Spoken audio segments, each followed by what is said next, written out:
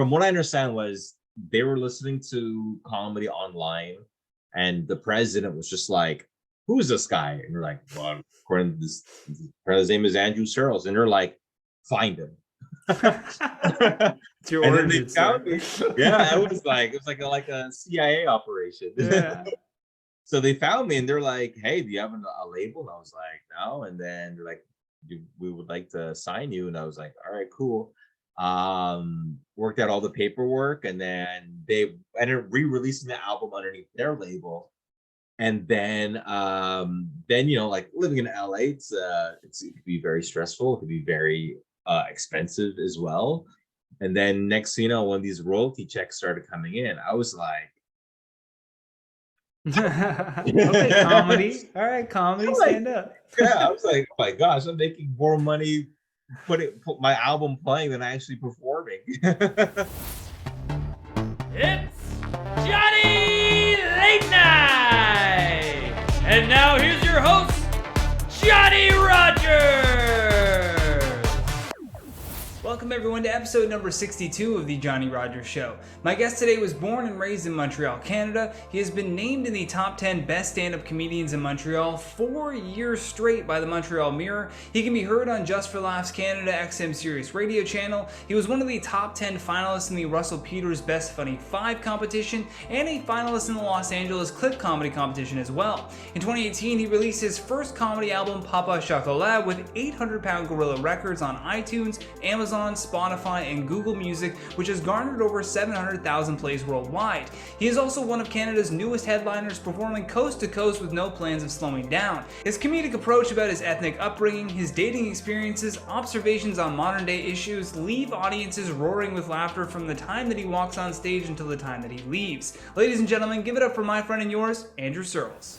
We kind of went over a little bit like the concept of the show, and that we usually start with a word. I think we're starting with Chocolat just because it's based on your comedy album, which congrats. Yeah. That's always a big thing for comedians in their tool belt, is to have that hour concept at least packaged in some form so that they can begin to sell it, sell out different places. When did you start stand-up comedy? Let's kind of like start there. I started October 1st, 2002. So I've just crossed the 20-year mark about a month ago. And it was just one of those things where I've been watching comedy on like the CBC for like many years, watching comics, watching Just for Laughs, and I remember watching like Russell Peters before he was anybody, like Chappelle before he was anybody, Chris Rock. I think he's in Just for Laughs too. And I remember watching these guys. I was like, I could never do that. To be on stage to tell jokes for 6 minutes. I can't. It's crazy. And now it's funny. Now that 20 years later, now I'm just like, 6 minutes is way too short. Like I can't. Before I know it, I'm already at the 6-minute mark. So I was watching Just for Laughs, and then I was on the high school improv team, and then I was on the volleyball team, and I was in drama class, and I started doing these impressions, just watching Mad TV, which was like pretty popular in the late 90s, and seeing these guys, doing like so many different types of impressions, celebrity impressions, and I was like, that's so cool. And of course, now you start doing celebrity impressions in class. Now all the attention is diverted to you. Now they're like, yo, you could do Bill Cosby, you could do Keanu Reeves, you could do Schwarzenegger. And so I started doing that in class, and then I thought of this idea of what would happen if Bill Cosby, mind you, this is pre-allegations Cosby, so this is it was totally safe back then. Yeah.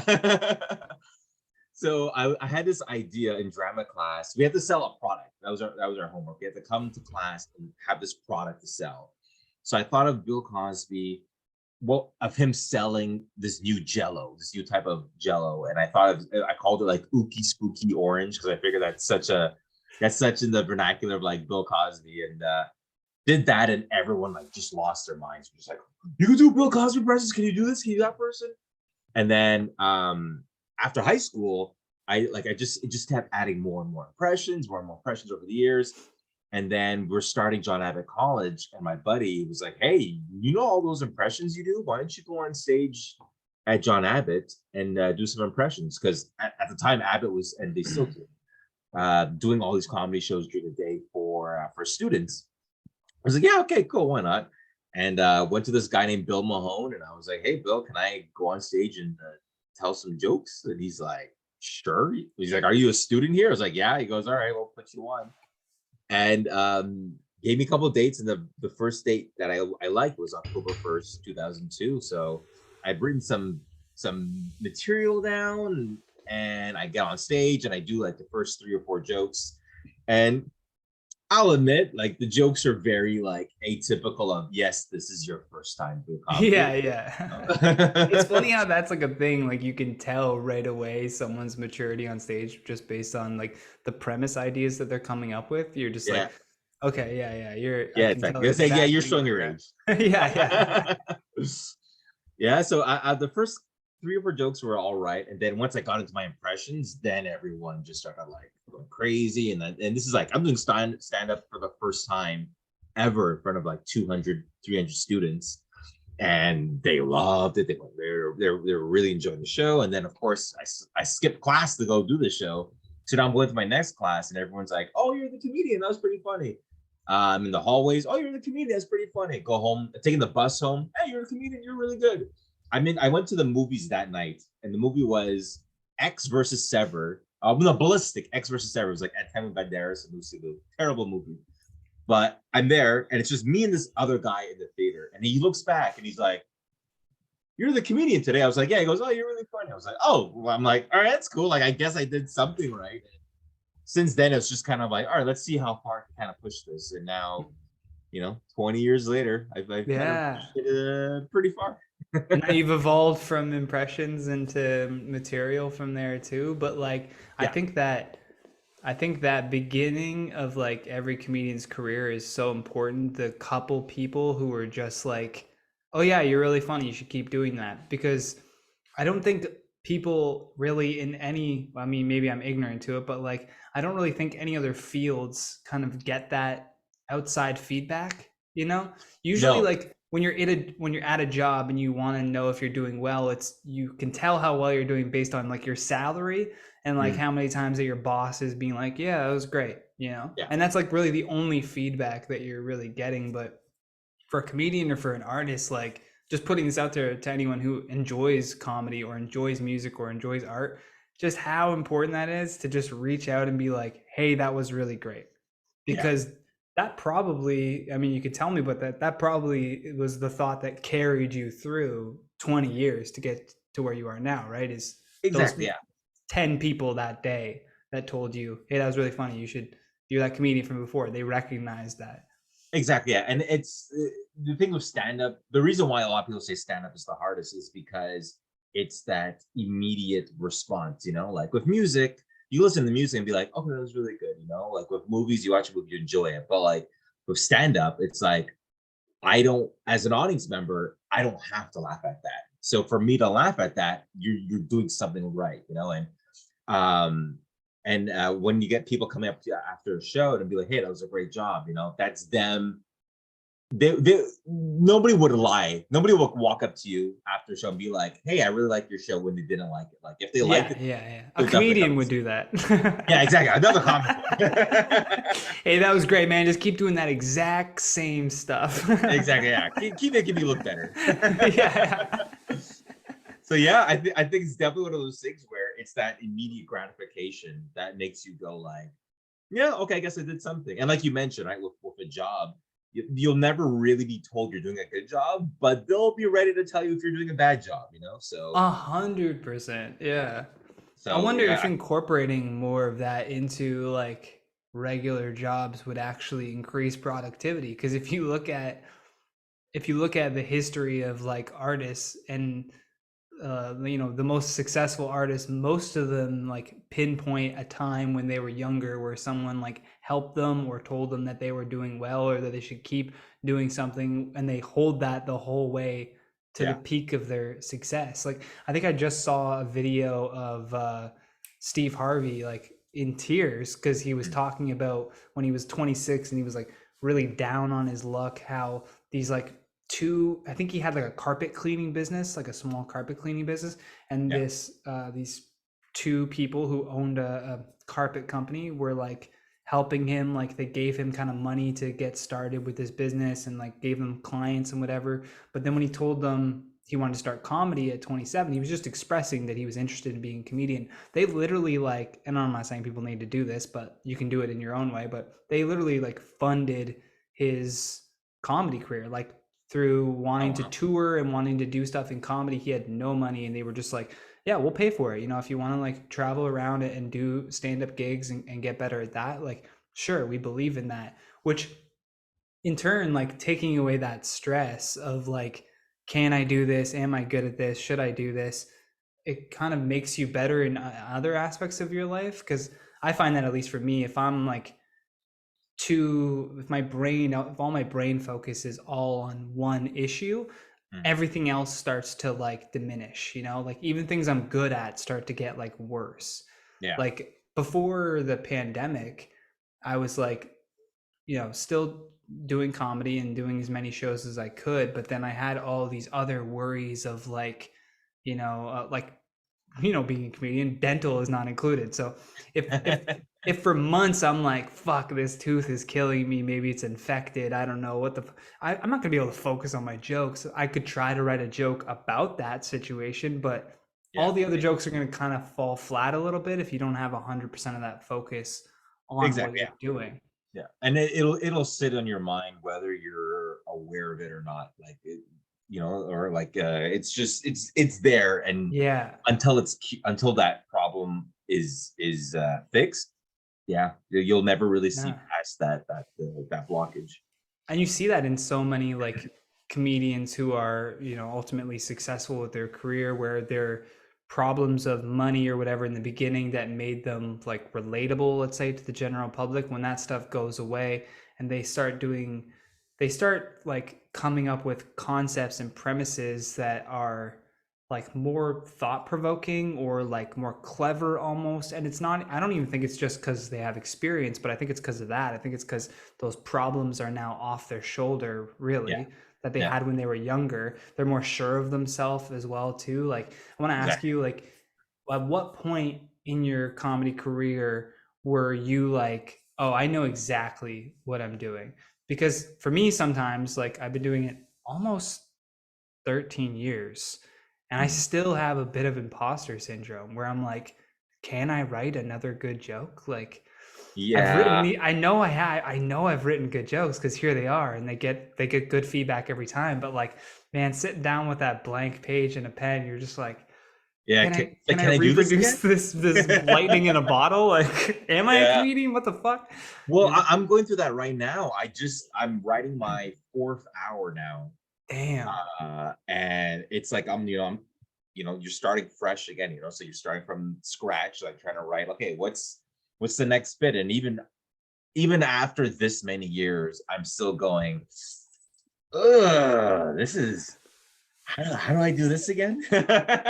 Like what's gonna, like, and we all have a bit that we really like, but when you try to write a new 7 or a new 10 minutes, you're always trying to find, I want to have a new bit that's like that bit.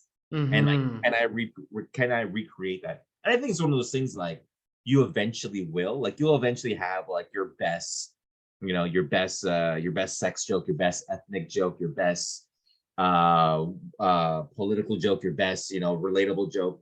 And you always try to find like, what can I do for my new set that will be similar to what my old set is, just an updated version of it. And it's I'm, like I said, I'm going through that right now, so I'm like, oh, this is hard. You start like looking at the news, you're like, Biden, something to do with Biden. You're like trying to, what can I do about Biden? That's the election, or, you know. But I think it's one of those things where you'll always be stuck, and then something will come up, and then all of a sudden, as we talk about blockage, right? Like once you fix that one thing, all of a sudden you have 2 or 3 new jokes, like bam, bam, bam, because somehow something was blocking your mental capacity to like think of new material, and then now that's gone. It's like, oh, okay, I open up the floodgates now. But it's Yeah, I get It's it. my God, I'm not alone in that thought. The other thing I want to ask you too, because you said you're working on your fourth hour now. I think like the most amount of time that I've done was like 45 minutes, but I feel like even then it's like a baby deer, like, walking on ice. Like it's not, there's like a few good moments and then the rest of it is kind of like you don't really need that. Yeah. When you make that hour and you're breaking it down like, okay, this is going to be the hour, do you have a process where you're like, that joke can't be in it, or like a bar that a certain joke has to hit, like it has to do well at a certain amount of shows to make the cut, Oh yeah. Yeah. essentially? What I'll do is to build the hour, I'll just like every other comic, like when you're starting out, like you start off with like, your 5, then you do your 7, your 10, your 12, your 15, your 20, and so on and so forth. And for me, it's like if a joke is not hitting as strong as I'd like, I'll just pull it. I mean, like I'd rather have a minute less or 2 minutes less and have a stronger set than to have something that's 2 minutes longer. And it's just like, yeah, that kind of pulls the bar down a little. And I t- I test my jokes the same way Toyota tests their cars. It's like you're testing it in the rain, the sun, the tundra, on ice, on this, on I that. So love that analogy. yeah. So I make sure it's like if like and like Toyota, it's like if you're gonna put this car out there for a lot of people to use, you want it to hit certain peaks, right? You want it to hit a certain bar, and that's how I treat my material. Where whether it's in a bar show, a club, a theater, a corporate show, it's like those jokes have to hit a certain bar. And if like there's one joke I had written, it was about I was trying to get this bit uh about how the American dollar and the Canadian dollar is a lot like how women are paid in the workforce, where it's like, well, a dollar is a dollar, so we should be treated the same, but why is my dollar getting paid Yeah, less? yeah. So I was trying to Yeah. work that angle, and it was like sometimes I get a laugh, but like one out of every 4 shows, it'd get a laugh, but even that laugh wasn't a strong laugh. And then Yeah. you try it only so many times before you go like, yeah, I let me just bury it and I'll come back to it later on, or I'll just drop it entirely. But yeah, that joke, like I pulled that out of rotation because it just wasn't hitting him, but I wanted to hit. And when it came to the last hour that I did in August, I was like, you know what? I think my set's stronger without it. So I just pulled it. And like, is there a certain amount of times that you test it? Because I'll give you an example. Like, I wrote a joke about like right when Coolio passed. I wrote like a joke about social media, like kind of just being this wealth of useless information now. Like, there's so much information that we get fed Mm.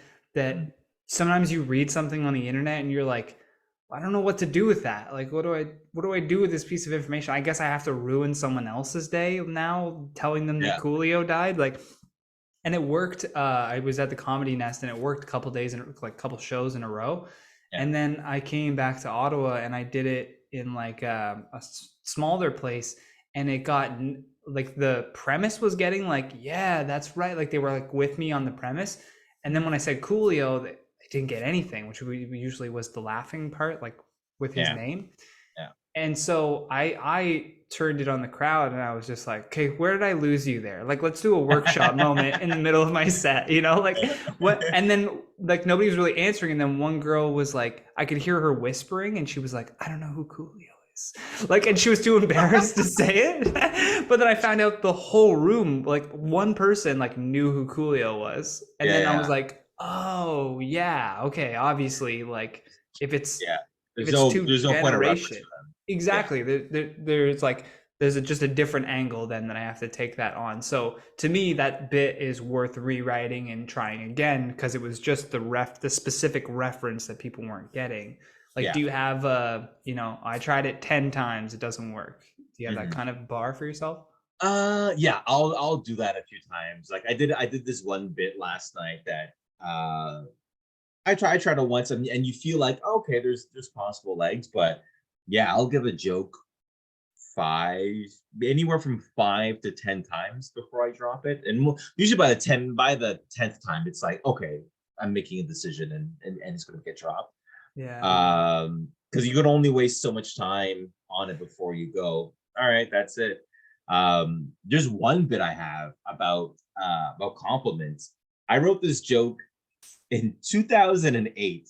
It is the longest joke that I have yet to get a punchline for. And I'm like, I know. Got like one of those workplace accident boards. Yeah. Like 278 days with no punchline. Exactly. Like we always hear about these movies that's like, oh, it's 10 years in the making, 12 years in the making. Yeah. You know, like was it Mad Max or Fury Road, 25 years in the making, and it finally got released.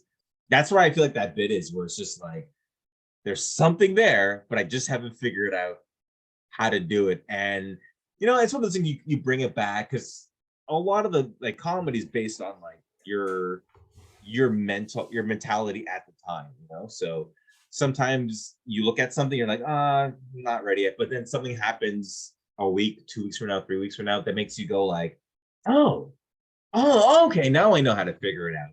Or you grow mentally based on life and life situations, and those things alter your perspective of how you approach your own life, but also how you approach your own material. So sometimes I'll just bring things back, I'll try it and I bury it, and then a year or two later, I've gone through like different things, different aspects of life, and I come back and I go, okay, do I view this joke differently? It's like, and I'd be like, no, I still haven't figured out. Okay, I'll come back. And there's some bits I'll come back to it. I was like, oh, I know how to do this now because I've gone through certain things and now I know how to approach it. But yeah, no, I totally agree with that. Like any premise that I've written down over the years, no matter how stupid it is, or if I didn't finish the joke, or if I couldn't find the punchline in it, I always keep that note. Like I have this weird, I did this where I took all of the little scraps of paper that I had. This is so, I don't know what the word is for this, OCD maybe a little bit, but I took all of the notes and I scanned them. And I created separate like files on my computer for each of these notes and just named the notes like whatever, so that at any point, and they're like time stamped and shit too, so I knew when it was written, but at any point I can go back and look through these notes as almost like a writing prompt, like inspiration, like, okay, here's this idea that you had 6 years ago and you didn't finish it. Now try to approach it, like you said, with this new mindset or where you are in life. And there's tons of bits like that I have. Like the new closer that I do now, it like does really well now because I have a better fully formed like perspective on it, where I'm like, okay, I understand like what's getting the laugh here. I think there's sometimes where like you write a joke and like it's funny to you for a certain reason, but then the crowd laughs at it for a different reason. I don't know, have you ever had anything like that where you're like, oh, okay, they're getting this, they're receiving this differently than how I imagined they were going to receive it? Not so much of laughter, more so of, I thought this was funny, and they're like, no. And then you go like, really? Like, all right. That goes to the conversation though of like needing to kill your darling sometimes, where you're like, there's this bit that you think is absolutely hilarious and it just never works. Yeah, exactly. Yeah, like I tried this bit last night, and I thought it was gonna be something that people were gonna be like, yeah, you're right, that is true, and then they were just like, nah. And like sometimes, granted, sometimes you try something, but like mentally you didn't start it off properly, and then because it's your first time doing the joke, you're not comfortable with the joke, so you don't know how to get that energy in the joke where it needs to be, and then people are just like, no, we're not gonna follow you on this, and you're like, all right, cool, I guess I'll try again next time, otherwise thanks for letting me know. Yeah, that's the shaky thing about doing like a new joke too, is like you could have written it down, but like you're not going to necessarily say the joke on stage word for word of how you wrote it down, especially the first time. You're almost like kind of finding your footing in it. But I love the feeling of like you've done the joke so many times that you're already 3 steps ahead in your brain of like where the punchline is, and you can exactly. kind of do different things. Like I've like started to do more so on stage, like kind of sitting in the pocket a little bit, where like I'm gonna, make a weird face after like I say this one line, and like I look comfortable because I know I've done the joke so many times. There's no possible way that I could forget the punchline or how to set it up, right? Yeah. So there's like I feel like you can have kind of more freedom in the bit itself. Have you ever tried anything like that on stage where you're like just kind of throw yourself a curveball just for the fun, just like almost like changing the difficulty on a video game level that you know how to beat to like hard, just to give Just to yourself see if like a it little works. bit. Yeah. Yeah. No, maybe not changing the difficulty, but I will sometimes throw in like I used to do this. I'll do it on a really hot show where I'll just throw in a quick liner, like just to be like, all right, let me just throw this one line in before I hit this part of the joke or that part of the joke, just to see where it'll go, and because the audience is hot, they're gonna get this part, they're gonna get that part, but you're just like, let me just throw something in the middle, just throw it out there, see what happens. And then sometimes they're like boom on it, and you're like, oh, okay, you guys really like that. Now it's gonna be part of the joke from now on. Yeah. But yeah, sometimes no, I don't think I'm that type of person. Like I'll throw random things in just like see if I could spice up the joke a little bit better. But in terms of purposely making it difficult, I'm the type of person where I'll rehearse, even if I've done the bit 100 times, 200 times. I will rehearse the bit in my head, going, okay, I gotta hit this word at a certain note. I gotta deliver it this way after, because it's like baking a cake. Like you have to use three Yeah. scoops there. You have to do 2 scoops there. You have to get the water ready for this part. Because Yeah. if you screw up any of those things, the cake's not it's not gonna come out the same way. Yeah. You're like, I could add different icing to the cake, but it still needs 4 eggs. You know what I mean? Exactly. Like... Yeah. Exactly. Yeah. There you go. Yeah. I could change up the icing. I could add something on top. But the that cake fundamentals still have got to be the same. Yeah. exactly. Yeah. Yeah, well, this one story that I love telling all the time, and I got to get him on the podcast too. But like, I don't know, who Kyle Lucy is? He's a Toronto comedian. That Yeah, does the name sounds very time with familiar. Yucks. He was telling me one time that he like was having an insecurity on stage where he felt that he was like too physical. So like just to test himself, he did the exact same jokes, but told himself, I'm not going to take the microphone out of the stand the entire time, and I'm going to stand there with like my arms crossed almost like just completely shutting down any chance of like an urge to be physical to get the laugh. He's like, I'm just going to see if the words are good. That's it. That's the whole like point of this, which I love that about like comedy, is the different, not to take anything away from science, but we're almost like little scientists. Like we're just trying different things and piecing different things together, and that guy's got that style and she's got this style, and they're kind of like little melds of their inspirations. Like, I know you said some names at the beginning, but like, who to you still, I would say, is like kind of your comedy inspirations? Like, who do you look to basically as like being a gauge of like, that's my bar, that's comedy to me? I watching a lot of comedy growing up. There's a lot. The two biggest names of comedy for me is Chappelle and Rock. Like those are the bars for me for comedy. Like those are the guys where a new special drops, I'm watching it tonight. Like everyone else, I'm like, I'll get to it eventually, but they're like, no, I'm watching this tonight. But in terms of inspiration, I mean, I've seen a lot of guys, watching comedy. I think everybody, to me, it's like a charcuterie board. I like a little bit of this, a little bit of that, a little bit of that, a little bit of that, a little bit of that. Like there's no, aside from Rock and Chappelle, I pretty much like everyone on a general platter. Like I like what everyone has to bring, because everyone's got like a different style, a different perspective, and there's some jokes are like, yeah, that is so them, like only they could pull that off. Yeah. But yeah, otherwise it's like I like the ensemble of what everyone has to bring. Hey everybody, Johnny here. Just want to take a quick second to thank our newest Patreon subscriber, CLB. I appreciate your support, and because you are subscribed to the show for just $1 a month, you're getting this episode before anyone else. If you want to be cool like CLB, head to patreon.com/TheJohnnyRogers and join in on the fun. All right, now back to the episode.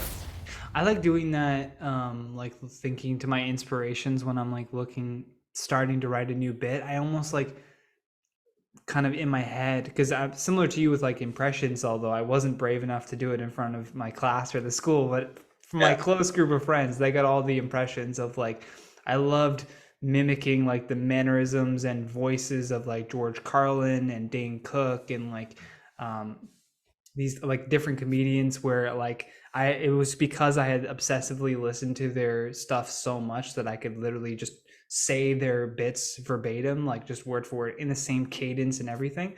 So I almost now like to see where a bit would go, I would be like, okay, how would, George Carlin say this bit? How would Bill Burr say this bit? Like, how would they deliver it if it was their joke? And then it's weird. It gives it almost like a bit of imaginary legs to the joke, where you're kind of like, oh, okay, I don't think that they would even say something like this, or you're like, oh, that's an interesting approach.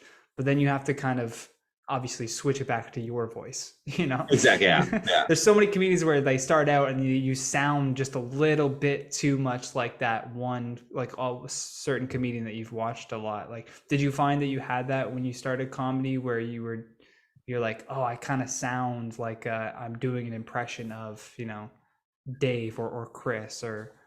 No, I think I've had people come up to me with like the most absurd comparisons. I've had people come up. You sound like Jim Gaffigan. You're like, what? Yeah, exactly. Yeah. Like I had one guy come up to me and he's like, you sound all. He's like, you do a bit about getting beat. He's like, who do you think you are? Like Russell Peters? I was like, oh my god. I was like, really? Like Russell Peters is the only comic in the world. He has the monopoly on. Yeah.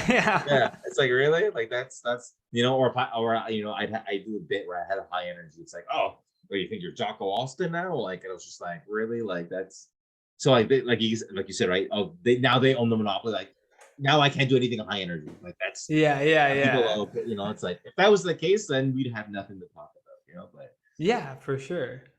It's interesting when that happens. Like there's those comedians though, where it's not, because I think that happens with every comedian, where you're almost doing an impression of what you think a comedian is at that when you start, to kind of get yourself moving, and then you grow out of that and find your own voice, which I'd love to get into that too. Like when you in your career you were like, oh, this is how I write jokes, or this is what I do. But like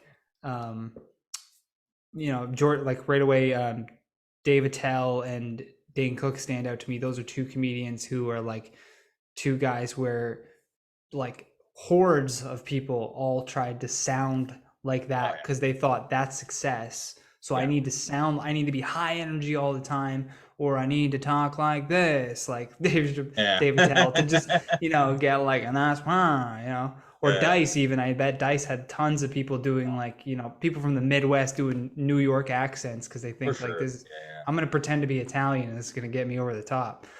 Yeah. I think it's one of those things where people kind of see, I think it's no different. That's no different than, the technology that we see, where it's like, oh, MySpace.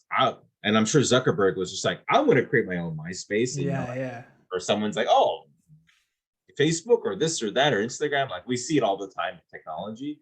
I think it's just that people see that, as you mentioned, like people see that and they're like, oh, I guess that's what people like. So now I got to have my own version of that.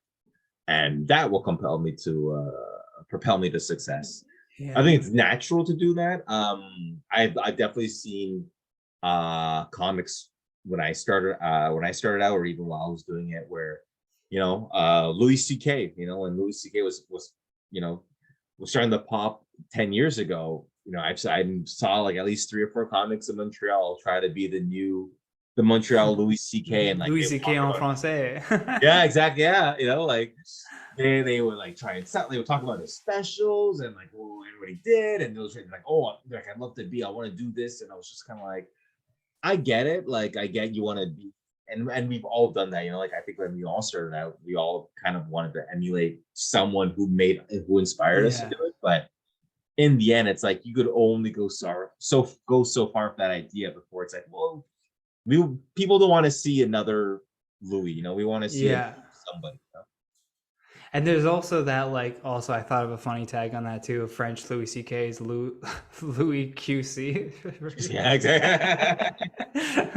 Only my Quebec and Ontario fans will get that one, but couldn't let that one go. Yeah. But like, yeah, and then I think people don't realize that there's just so much more power in like uniqueness. Like nobody can really steal. A lot of comics are worried about their jokes or premises being stolen, and I'm like, just write something that no one can really steal. Like if it's about your life and you're like saying very specific examples, like it makes it a lot harder to steal that concept if that's what you're worried about. But like, I don't think you should really live your life in fear, because there's too many things to be scared about. That you know, if you sat in your house and thought about all the things you should be scared about, you'd never leave your house, even to get groceries, right? So exactly. When it's being a comedian, you're gonna really limit yourself if you're just always like, well, I can't do that bit because then somebody's gonna want to steal it, or just find your voice, find your perspective. Like that's always the fear of like every show you do. It's like, yeah, somebody might see it and steal it, like you know, verbatim, but you know, it's kind of like it comes with the territory, you know. Like there's and people will be like, oh, I did this bit at this small show, and like somebody saw it's like, you know, there's people out there who will watch a Netflix special or a Comedy Central special and lift the joke from their verbatim. So if they'll take it from a TV special, they'll take it from you in a small cafe. Take it as a compliment, you know what I mean? It was good enough to steal. Yeah, exactly. Yeah. You don't go into a store and steal the crappy stuff. You steal the good stuff. Exactly. Gotta move up. That's how you level up in this world. That's how you know. That's how you know you're truly making it. If someone's copping all your material. Yeah. I see. Well, imitation. I was gonna say the amount of people. Oh, imitation is the sincerest form of flattery. Yeah.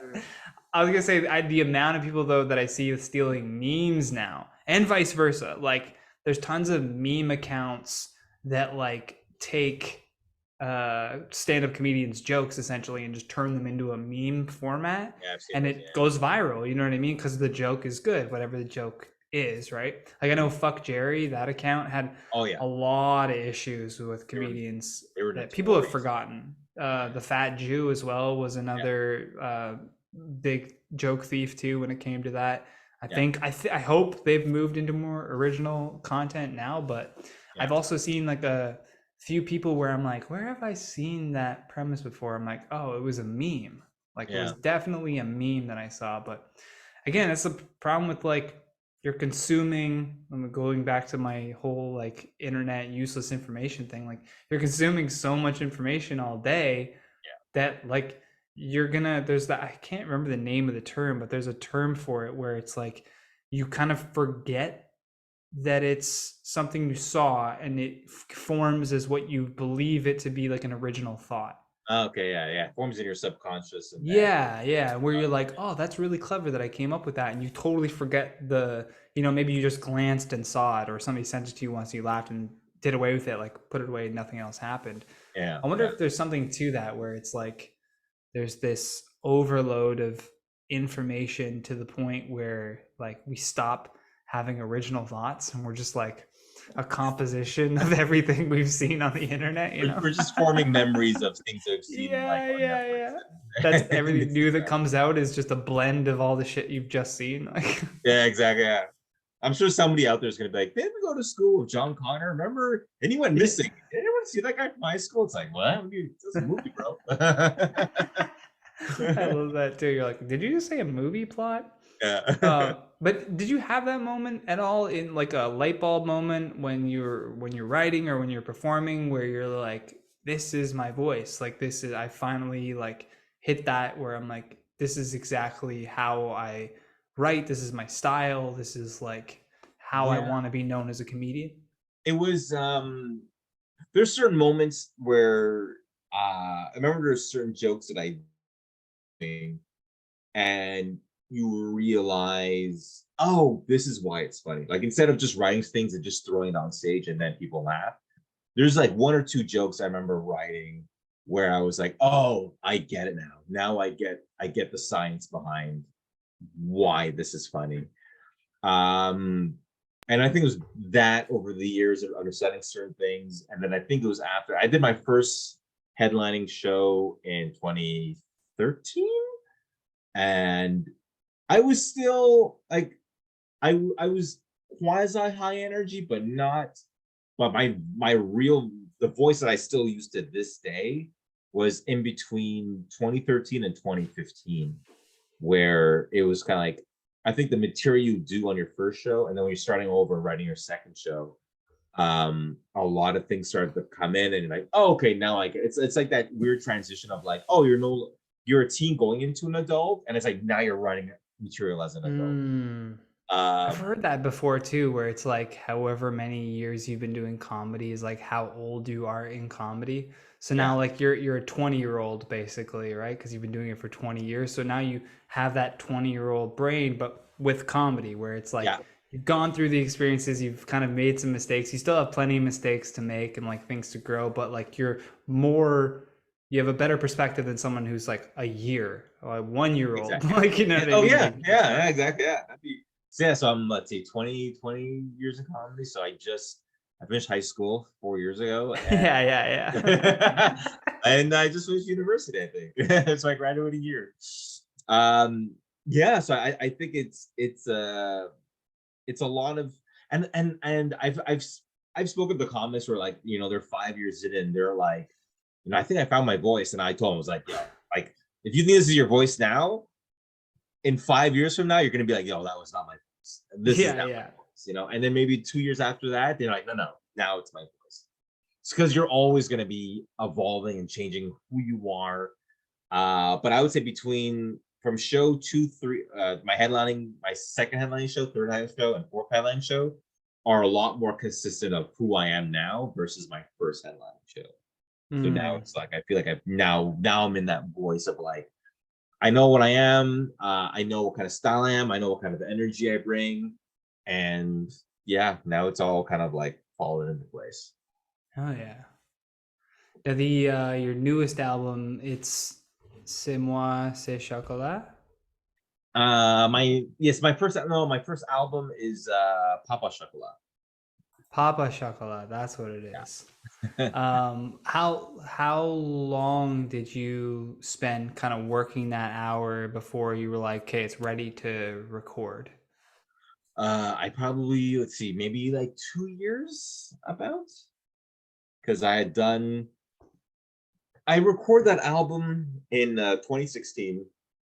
I headlined the show because the show is based. The album Papa Chocolat was from my second hour, which is called C'est moi, c'est Papa Chocolat. So I've done all the material for that in 2014, did the show in 2015.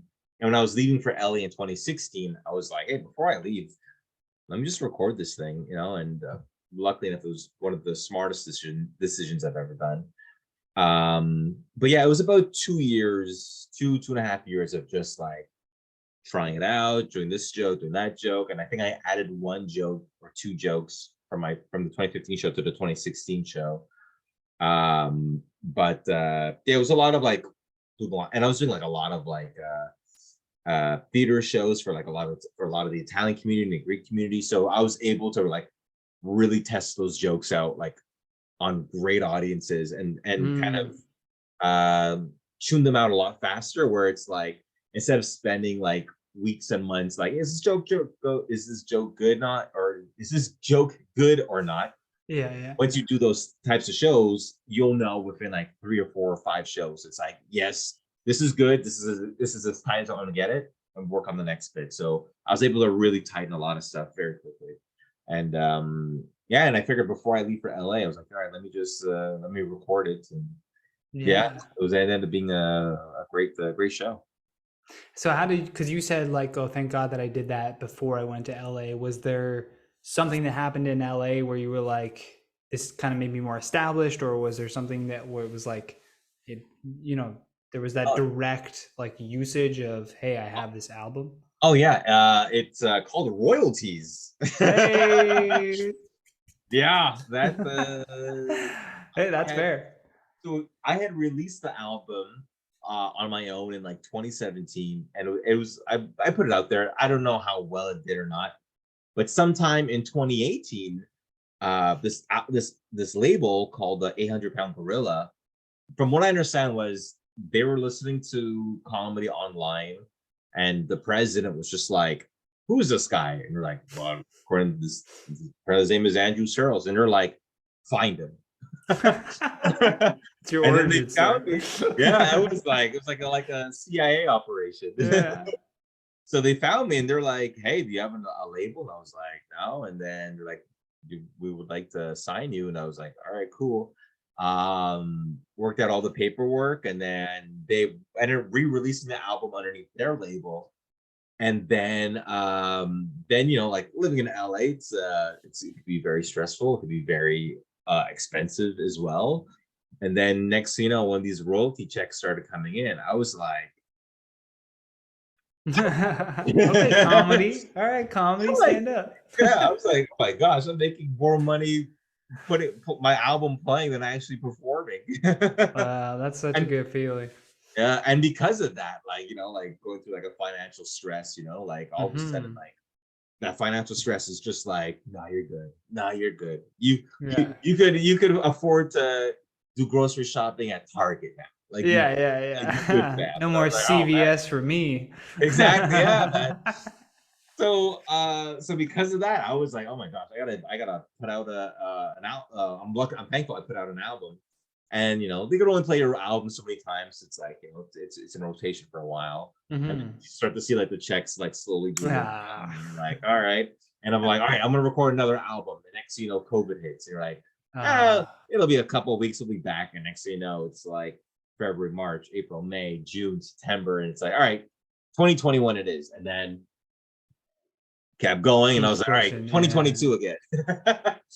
So I recorded my second album this year in August 2022, and we're just hoping to hear back from my editor soon, and then I'll be putting out another album, well, ideally next month or so.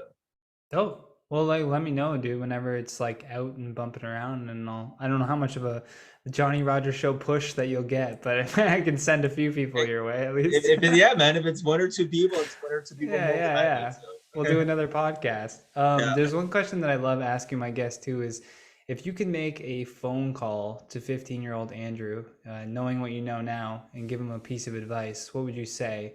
Also knowing that it does not affect your current timeline. I always have to add that caveat.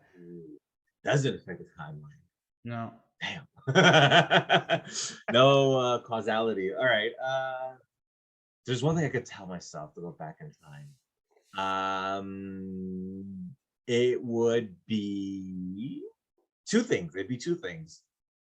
First thing I would tell them is I would tell them this meme that I saw online, and it's so beautiful.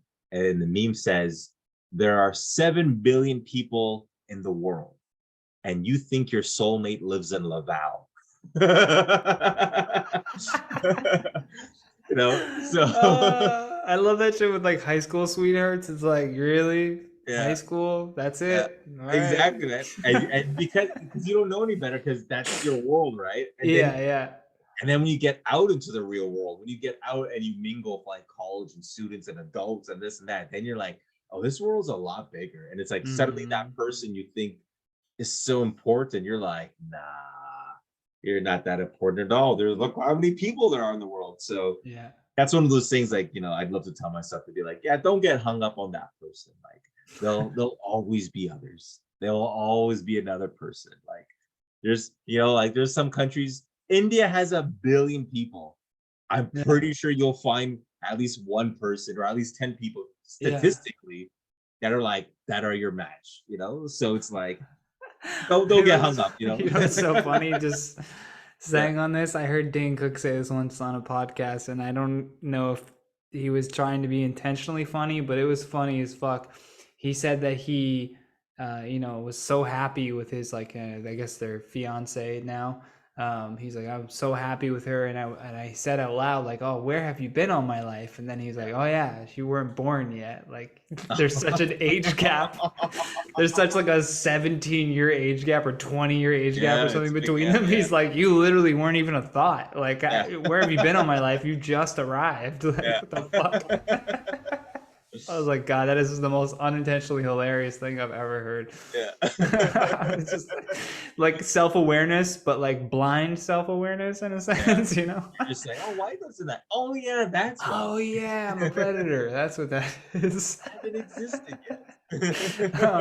Another like kind of flip side to that question, because the internet is this weird archive of video, so hopefully all of this will be here, providing that Facebook and YouTube don't go belly up. But if you could leave a message for 50-year-old Andrew coming back to this YouTube page, pulling up the YouTube page and being like, let me see what message I left for myself, almost like a time capsule. Do you have anything that you'd want to say to him?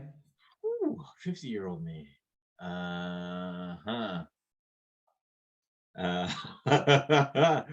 What would I say for my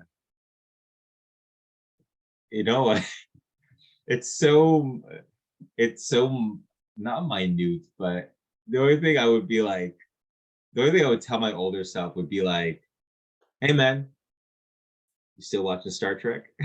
I'd probably be there like in my own like as an old man, just sitting, just be like, oh yeah. You're like, you still dating girls from Laval? Yeah, exactly. Like, dating, I'm married 6 of them. You're like, damn, you hear the advice of the younger one, you're like, I should have listened. I'm just but as for like what do you call it? The second piece of advice I'd give to my younger self is if you believe you can do something and beyond the shadow of a doubt that you can do it, ignore everybody and go do it. Mm-hmm. That's something it wasn't something that I taught, it was something that I just learned. And I've always kind of had a very like I don't really don't give a crap what anyone says attitude in certain things, where it's like, if this is what I want to do, and that, like my 4 headlining Chocolat shows were all based off of the first show of I want a headline, and somebody said no, and I was like, you know what, I'm gonna do it anyways, regardless of what you say. So even though telling myself in the past doesn't really change anything, because it was something that I went through and I thought of it on my own, I think it's just going to be a self-fulfilling prophecy. So it helps. The whole reason why I asked this question too is because if there is anyone that is that age, or even just young, like you don't have to be like 15 watching this, but like just a young person watching this, is they can go, oh, okay, I'm going to take like that piece of advice for myself, grain of salt here and there, obviously, but like I think that's huge to, like, if you really believe, no, this is gonna work because I want it to work. Like, I love that saying, if there's a will, there's a way, because it's so true. What I mean? Like, how the fuck do you think the pyramids got built? It wasn't aliens. It was a bunch of humans who didn't have cell phones, who were like, we're gonna build this fucking thing. I don't care if it takes thousands of years. We're gonna do it. We're gonna lift this granite stone block by block and build it until it's done. And we might not even see its finished, completed product, but we helped. We were on the way to building this, right? So no, I appreciate that, man. I'm gonna shout out all your stuff here for people to check out. AndrewSearles.com. Check out there for upcoming shows. Andrew_Searles on Instagram, at Andrew Searles on Twitter, Andrew Searles on Facebook, and on YouTube. All the links are in the description below. Man, thanks so much for making the time. I know we struggled to schedule it. I had to move it around because I was sick. Not COVID. I had a good old-fashioned head cold, no COVID. You're old I was school. like, we're back, baby. I tested myself and I was almost disappointed. I was like, really? Not COVID? What is this then? OT line? This is so strange. Like, all right, I guess I'm sick. I'm all good though now, man. I'll send this link out to you like as soon as I get it up. Cool. Yeah. Thanks. I appreciate it. Yeah. And I'll share it off to like all my social medias as well. So yeah. Dope. All right, man. Hope you have a great night. Thanks, man. You too. And thanks again. Really appreciate it. Yeah, of course. See you, everybody. Make sure you hit that subscribe button, hit the like button, all that good stuff. All right, later, man. Yeah. You've been listening to The Johnny Rogers Show. New episodes air every Sunday at 7 p.m. Eastern Standard Time.